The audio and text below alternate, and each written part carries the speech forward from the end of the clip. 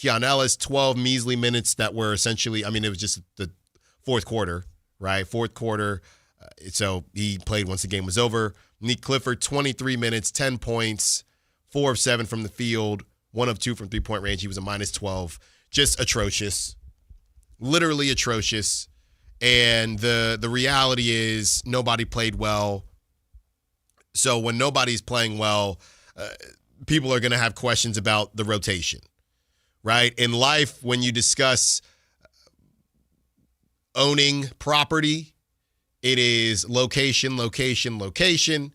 When you were talking about basketball, whether that is on the bench or in the game, it is rotation, rotation, rotation. And that's what everybody wants to talk about now, with Keon Ellis getting 12 measly minutes after the game was over. This is 2 days in a row, 2 games in a row where Keon, he's gone from, you got different 30 for 30s. You got from the couch to the starting lineup. What if I told you that you could be nearly out the league and then starting for the Sacramento Kings? Keon is, what if I told you that you could go from the doghouse to a log jam, 30 for 30, starring Keon Ellis. He did not play until the fourth quarter of the Thunder game, and the Thunder scored 70 points in the first half, okay? He did not play in the first 3 quarters against Minnesota.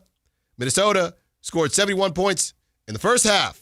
And Doug Christie has different, explanations on it, and they don't really make a ton of sense, to be honest with you, Kyle. Let's just play it now if you have it. Yeah,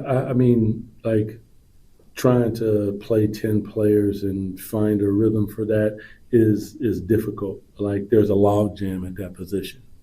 One guy plays damn near the whole game, the other guy plays a few minutes, and then there's Keon. But I know in this league that things happen how they happen. And the one thing that we're going to do is try to figure it out. So we'll see. Defense has to be played. There's moments where guys are playing good, and then all of a sudden we just forget what we're doing out there. And we have to have attention to detail, focus 24 seconds at a time. Seems like 24 seconds to lock in isn't that difficult, but it is. I get it. But whenever you're turning over the ball 18 times, like, you could stand for 18 turnovers and 11 points. You could survive. But 18 turnovers with 37 points, they're scoring every single time. That can't happen. Listen, Keon knows how I feel about him. I love the kid. Been a big fan of his for a long time. So he'll get his opportunity. It's just how the game happens. So love our fans, understand our fans. I totally get it. I'm here to win basketball games. But first and foremost, there's a way to play. And we have to find that way to play. We have to trust that way to play. And it starts defensively, period, in the conversation. It just is what it is. Look, man. I was talking to someone before the show as to how to approach all this. And I think I got it. I think I'm good. I think I got it. Because time is a flat circle. And you start to wonder, the way Doug was speaking, right? You get asked a question. I couldn't make it yesterday. Kiddo's feeling under the weather. But you're in the building for the pregame, the postgame presser, and you get asked a question, right? If you're a player or a coach, and you got to make a decision as to how you're going to answer something and who you're speaking to. The way Doug responded to that, bringing up defense multiple times, that wasn't the Mike Brown. What was it? Not the over and over and over again, but whatever. Possession after possession after possession. It wasn't that. But the way Doug continued to bring up defense. After possession. Thank you. After possession.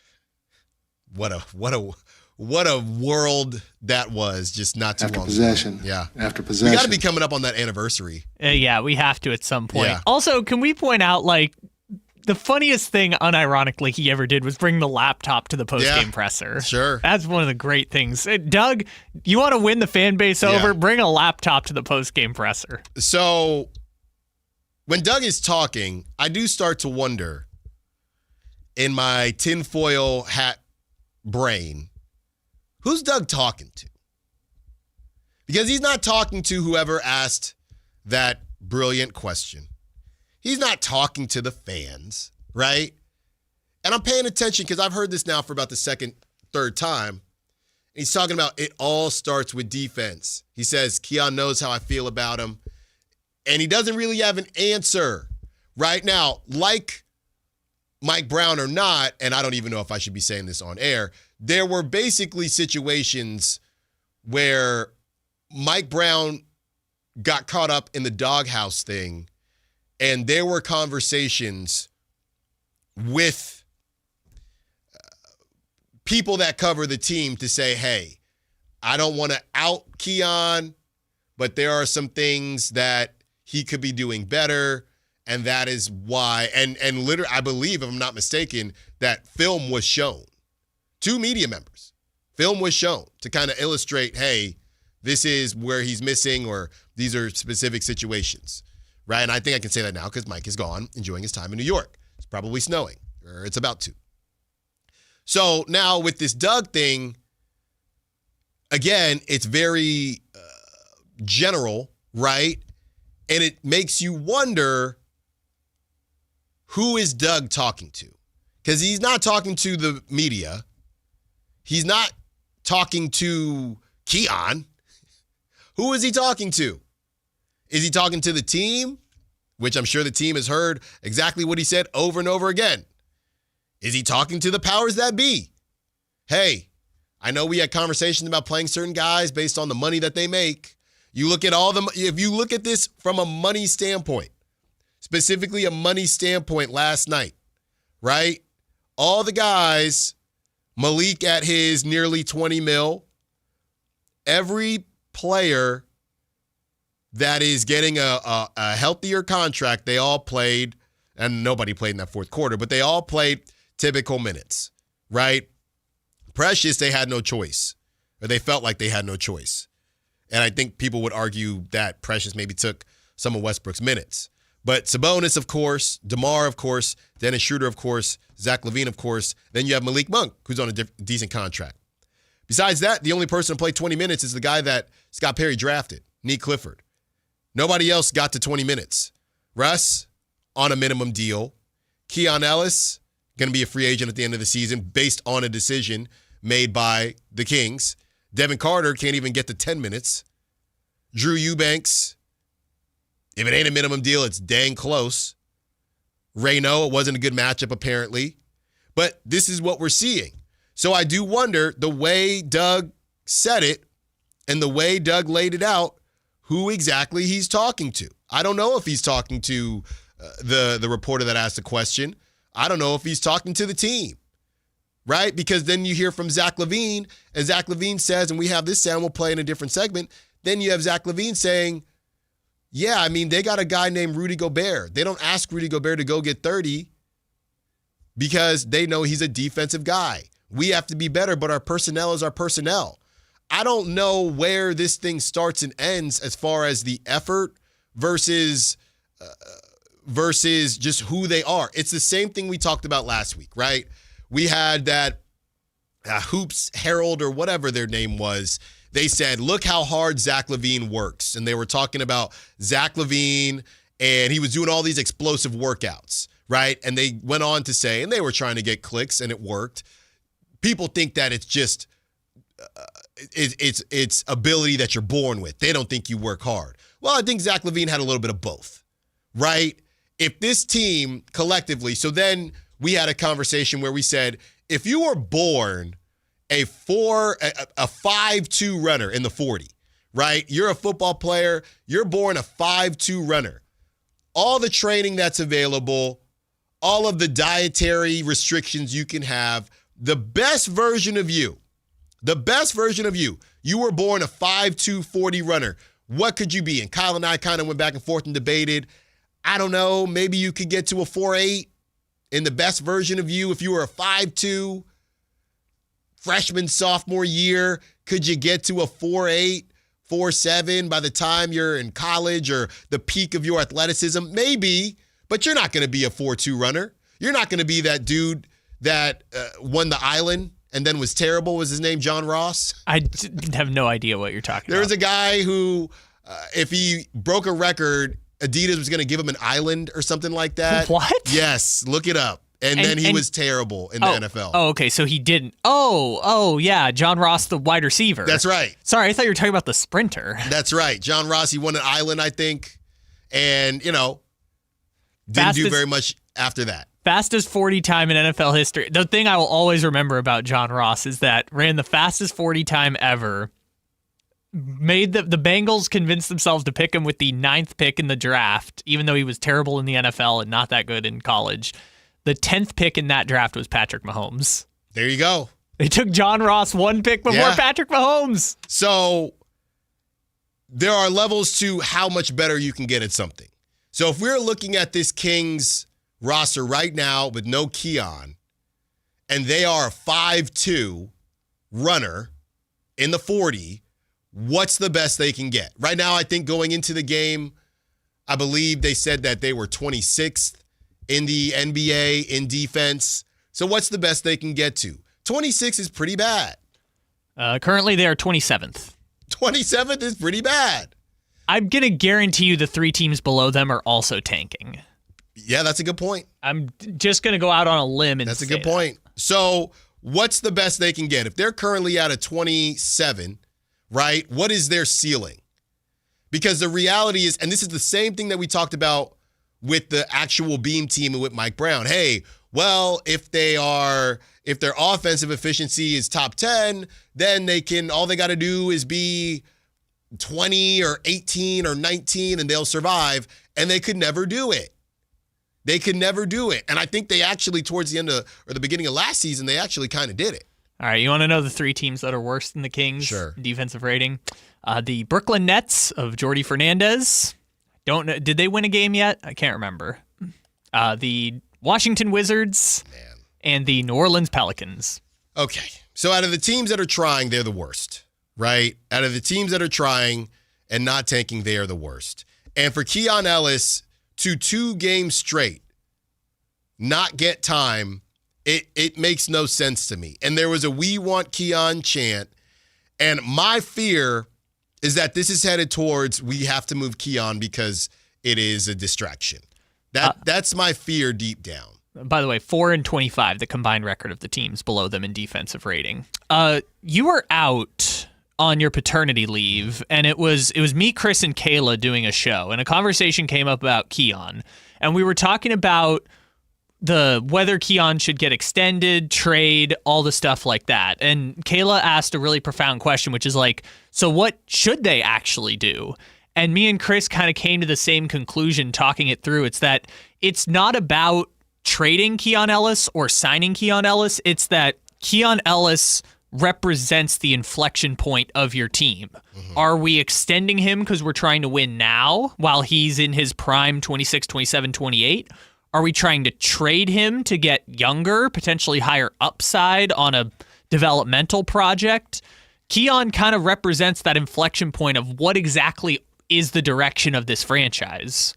And if we move on from him, does it mean we're prioritizing Nick Clifford and Devin Carter and their development? And so the fact that he's moved to the bench, I think, just leaves everyone like, well, what exactly are we doing here? Are we just saying goodbye to any direction, like symbolically by moving Keon to the bench? Yeah. If he's the microcosm for what direction are we going, are we just saying, no, we're just going to put direction to the side. We don't need direction. We've got Russell Westbrook and Precious Achiuwa. Like that. Yeah. I think in a simple sense, it's allowed to be as simple as Nick Clifford is playing over him, which, by the way, is not the worst idea in the world.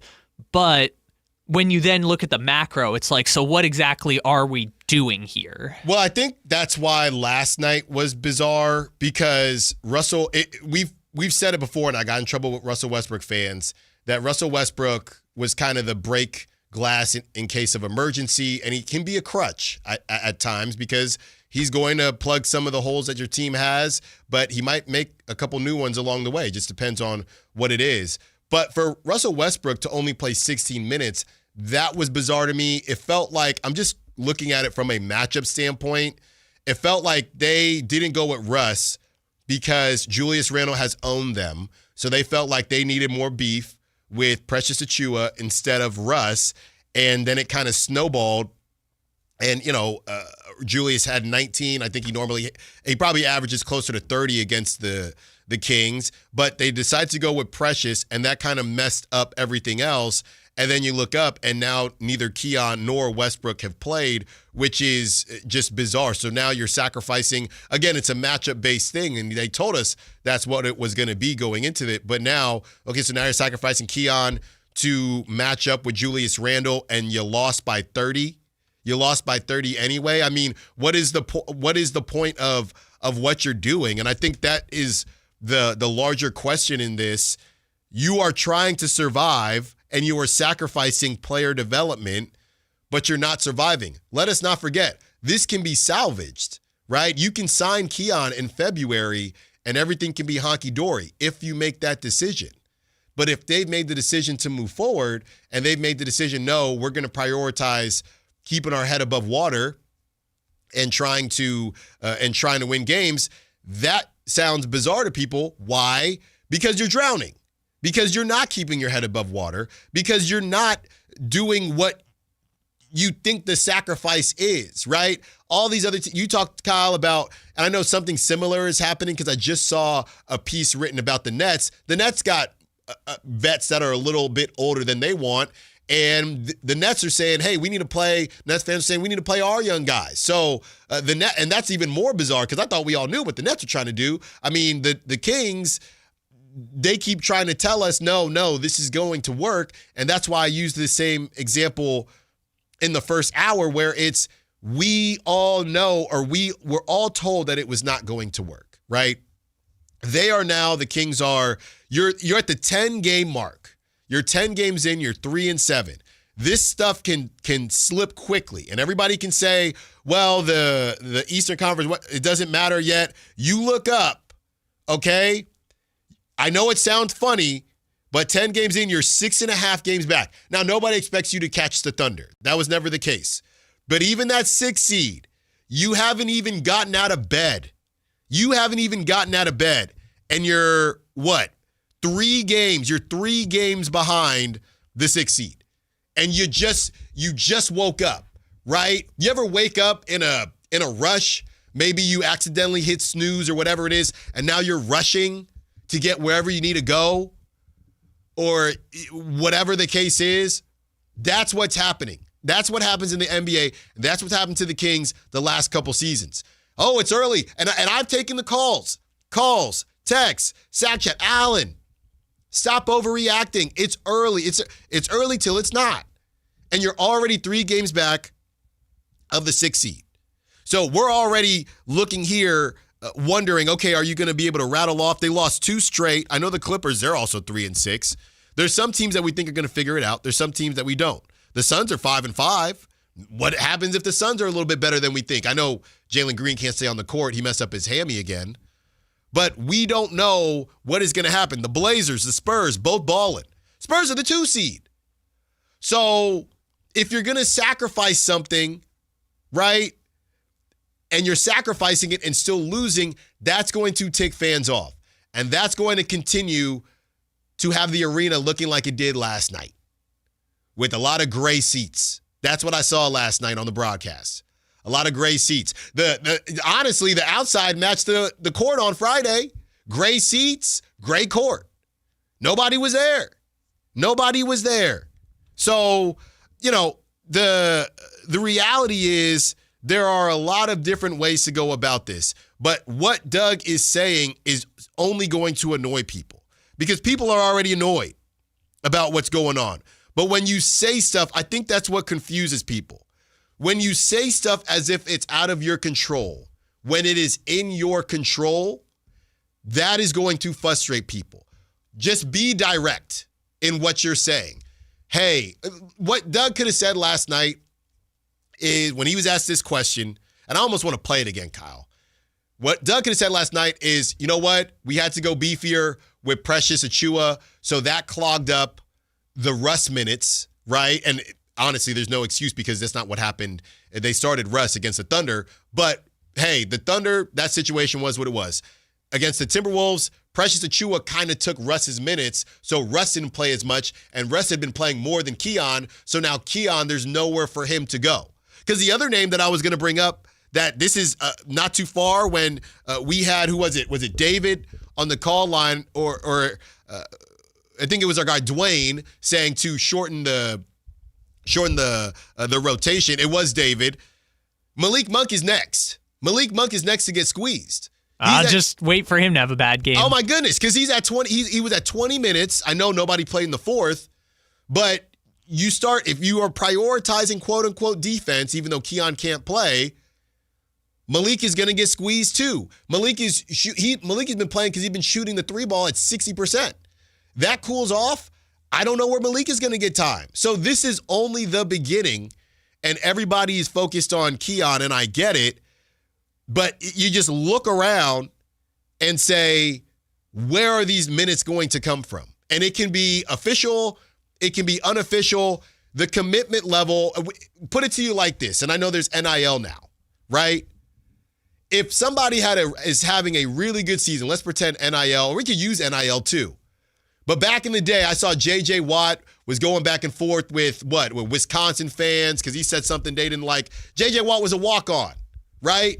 Walk-on, one of the hardest things to do in sports because there's no commitment to you. Back in my day, there was no NIL. It was just full rides, partial rides, whatever it was. So if a walk-on made a team, you knew that dude had to ball out because that coach had no commitment to that dude, right? And if that walk-on at the same time doesn't continue to ball out, they're getting replaced by somebody that the school is paying. Now, back in the day, it could be tuition, or now it could be NIL. So Keon is essentially a walk-on. So again, and even though Russ is, if you look at the totem pole, Russ is on a minimum contract, but I'm pretty sure they're selling more Russell Westbrook jerseys right now than Keon Ellis. So there is a reason to keep Russ in the